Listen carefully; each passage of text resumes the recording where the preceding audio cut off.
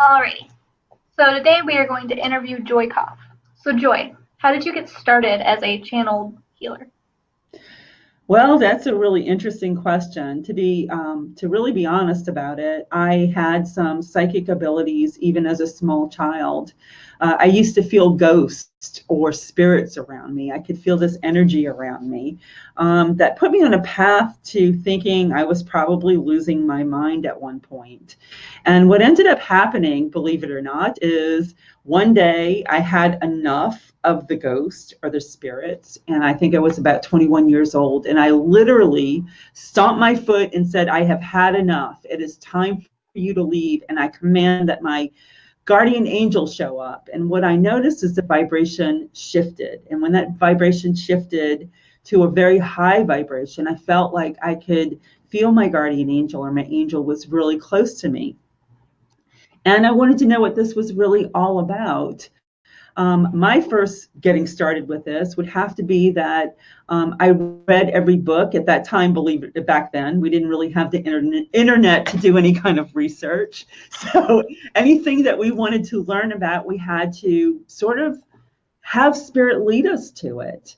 And I actually watched the movie Out on the Limb with Shirley MacLaine, and I saw channeling for the very first time. And when I saw channeling, it was like, that was it. That's what it was that I was actually looking for. And the magic of seeing that movie and seeing channeling is I knew what I was looking for. So it was kind of like we would get word of mouth in New Orleans of a new channel that was coming in, and I would go and sit in front of these channels, and I had the most amazing experience. I walked into a bookstore, and there was a gentleman there by the name of Mike Gambino, and he was channeling this energy by the name of St. Jerome. And I literally studied under St. Jerome and Mike Gambino for over a year. I was probably 24 at that time. And I knew that was it. I was hooked when it came to channeling. That's what it is that I wanted to do. The healing came a little bit later. I have studied Reiki energy healing. I have my own energy healing modality called Galactic Healing as well. And I believe that everyone has the power to heal themselves, and everyone has the power to connect to spirit. So I would have to say, what is it about channeling? Channeling is our own individual way of connecting to spirit. So for how long have you been doing this? I would say that I've been dabbling in this since I'm 24, so we'll go ahead and say it's been 30 years. Professionally, though, I have only been doing this for 12 years. I actually came out of corporate America. I left my job as a vice president for Citi, that I ran their strategic initiatives, and quality assurance was my last position when I left. And I sort of opened up a metaphysical store. I went to go take a class at a metaphysical store, and by the time I left, I actually bought the metaphysical store. So part of where I came from was, I don't know if I would have called myself a psychic or a healer.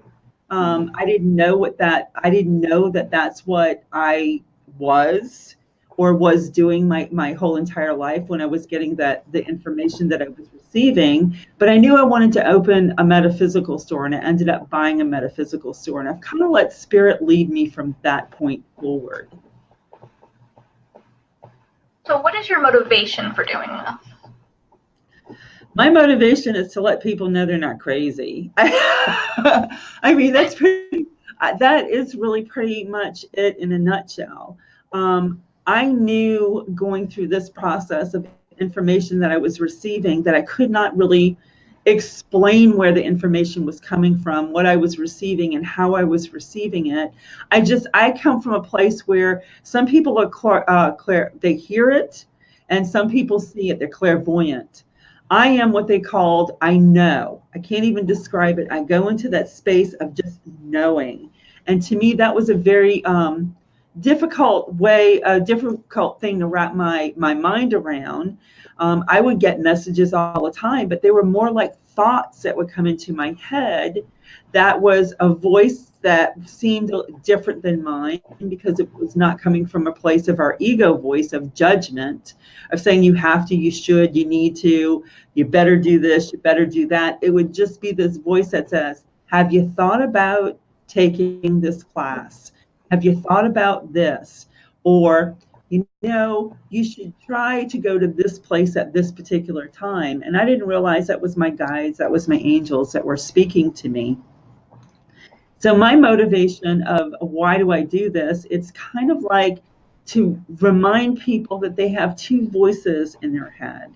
There's that voice of our lower self, our ego, that's always judging and is always living in the past and the future. And there's another voice in there. And that other voice is your guides and your angels, your higher self, whatever label you want to put on it, that's leading and guiding you.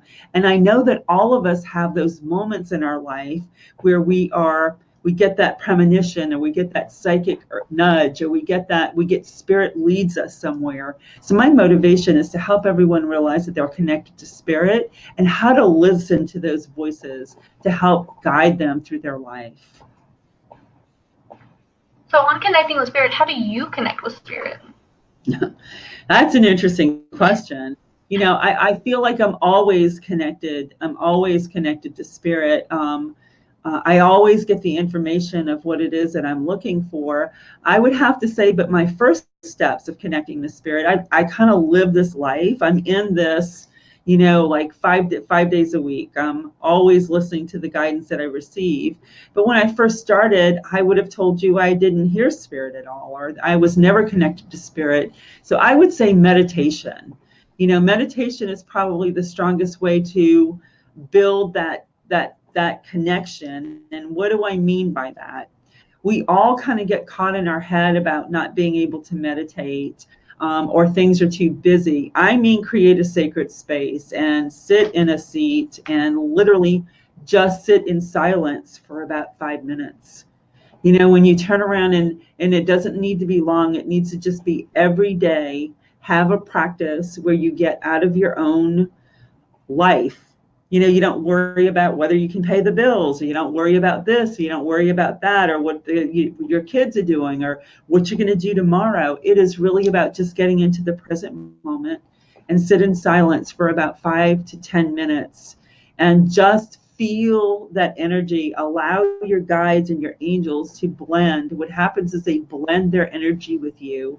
And then when you do that, you're going to start getting messages. You're going to start hearing and start following. The big thing is take action. Once you've heard, take action steps. And that's pretty much what I do. I just follow that guidance that I receive. So if somebody wants a session with you, what should they do beforehand? Well, if someone wants a session with me, what they should do is probably sit in silence for about 5 minutes, you know, and really decide what kind of questions they want to ask. What I do is channeling. I also do read tarot cards. And I also use what I call an archangel deck. Those are the two decks that I kind of blend together. Number one, the tarot is what I use in order to connect with the physical world. You know, what questions? I don't want to hear any questions. I want to just tell them what I'm getting up front. And I read the tarot cards of what it is that I'm getting up front. And then I'll throw the angel cards, because I feel like, you know, every moment we are learning a spiritual lesson, or, you know, we're connected. There's a spiritual reason for what we're going through. And in some cases, when people are really going through a very, very difficult time, whether it's the loss of a relationship, or whether it's not getting the relationship that they want, or whether it's not getting the job that they want, you know, I always want to go back to the archangel deck. So let's talk about what are some of the things that you need to work on, because you create your own reality. What are some of the things that you can do in order to shift your thoughts in order to create the reality that you want to create? So during a session, will you just read cards, or will you just channel, or just a mix? It is a mix of everything that I get. I will get messages sometimes from even loved ones that have crossed over. I don't claim to be a psychic medium, but there are times when someone has a message for someone and they will get through in order to share that message. It is going to be a blend of channeling and reading the cards. So what workshops and classes do you teach, do you offer, and what would benefit people for going to them? Okay. Some of the workshops that I offer is I teach a galactic healing, and it's a healing modality where people become a practitioner in galactic healing. I also co-facilitate a galactic at-one-ment class with a friend of mine and a gentleman that comes into the store by the name of Seon. And that galactic at-one-ment it's a blend of the galactic healing and channeling. And it's all healing, whether, I said, whether you verbally channel information to someone or whether you actually send energy with intention in order to heal. And we teach galactic healing practitioners, and we certify them in galactic healing. Another class that I offer is I offer a Channeling Made Easy class. That class is basically about people understanding that they channel all the time and sort of like explaining to them what is channeling and showing them that, everyone has channeled at some point in their life, and help them connect to that energy so they can actually pull their guides closer to them in order to get the answers that they need. So it's a channeling workshop. So what are some of the benefits? Well, it's really great to know that you've been channeling all along. You've heard your guides. You just didn't realize that's who was talking to you. You realize your lower mind or your ego convinced you it wasn't you, that wasn't your guides. You just made all that up in your head. So I have some exercises and some processes around that in order to help people connect and to be able to use that in their everyday life. I don't care if they're in corporate America. I don't care if they're in retail. I don't care what they do for a living. We all can use that extra guidance to lead us through our life. So if somebody wants to get into these kinds of things, like into the classes you teach and like what you do, what advice would you give them? My advice would be is follow your guidance. Is probably the best advice I could give someone. However, okay, understand that there's no, what I've seen is I've seen people think that if they collect this certificate in psychic development and this one in tarot and this one in Reiki and this one along the path, that once they collect all these, they're going to graduate like we kind of do here. We kind of like on the earth plane. One of the things that we have a tendency of doing is the more certifications that we get means that we have arrived. What I've learned is it's those that learn how to turn that knowledge inward, how to take that knowledge that they've gathered and really work on themselves and heal themselves and turn it inward, are some of the benefits. And one of the things that I would tell someone is, you're being guided to take that class. There's not a class that I haven't taken a piece of that and sort of incorporated in my practices today. So whatever you're guided to take those classes. Really ask your guides, is this something I'm supposed to take? And then find out how you're going to incorporate that in your everyday life. And then what you're going to do is end up having your own practice. And what I mean by having your own practice is you're going to take part of the psychic development, tarot, numerology, Reiki energy healing. You're going to take this information and you're going to blend it to make it uniquely your own.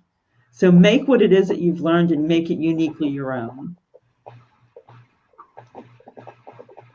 So you started working more with it whenever you were about 21. When did you, is that whenever you first realized it, or did you know like as a child? I knew it as a child. I knew spirit was talking to me as a child.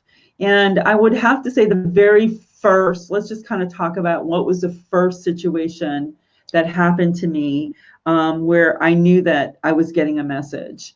I can remember being 13 years old, And I can remember sitting in and watching Batman and Robin, because that's what I liked. I was 12, 13, watching Batman and Robin, and all of a sudden I had this feeling that my grandfather was going to die. It kind of came over me.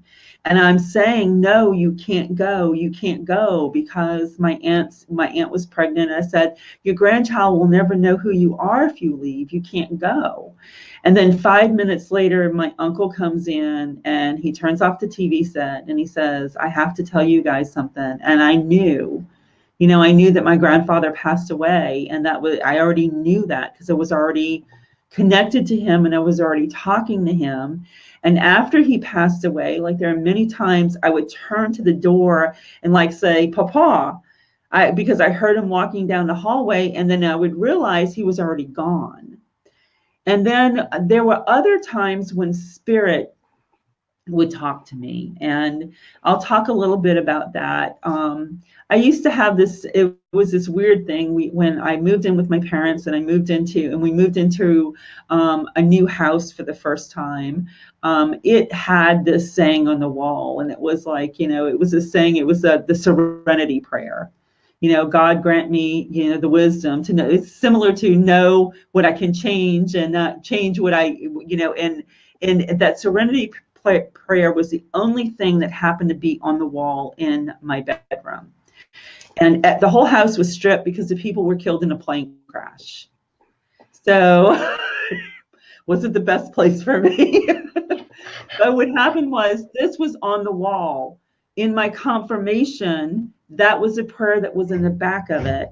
So, and then there was another time, that I found it again. So to me, those were messages from Spirit. Spirit was trying to tell me something. So there was these coincidences that would happen, and that prayer would follow me whenever when it was something I couldn't change in my life, like a death, that prayer would show up for me. So to me, it was Spirit saying, remember, change the things you can. Know that you can't change the things that you can't change, and have the wisdom to know what's the difference between those two. So that prayer would kind of follow me. That house was extremely haunted. I would literally see shadows walking from room to room, and I would have experiences where someone was scratching at the attic door. So I would have these very, very negative experiences in that house. When I was there by myself, alone, and my parents would be off, I would literally be sitting on the corner when they would come home, and they would go, what's up? And I'm like, it's walking around again, because I would literally see a shadow walking from room to room. So I was connected to energy. It took me a long time to realize that that shadow wasn't really something I needed to be afraid of. I was terrified of it as a kid. I was terrified of it. It wasn't until I grew older that I realized that we had the power to send things that scare us away. So if you ask me what's one of my missions, or one of the things that I have a tendency of doing, is let the 13-year-old or 12-year-old walk into the door at Miracles of Joy, terrified about things that they see that go bump in the night. When it comes to spirits, one of my mission, I feel, is I went through that, and I understand what it feels like. And it's about teaching them how to take their power back at 13, not accidentally stumbling across how to fix it at 21. So how would you suggest if somebody is in that sort of situation, what for them what to do? If someone's in that situation where they're having things that are scaring them, is literally I always say, call in Archangel Michael and call in Archangel Metatron. And I said, you command for them to come in. So one of the first things that I do is work with kids, is I will call Archangel Michael or Archangel Metatron to step into their energy field so they can feel their presence.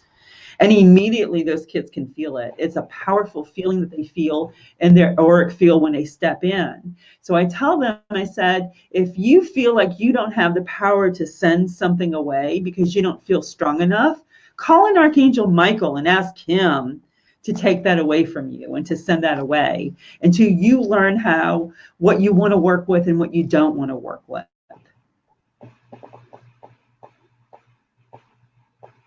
Alrighty, that's all the questions. Okay. So Well, thank you. Thank you for letting me interview you. And I will see you shortly.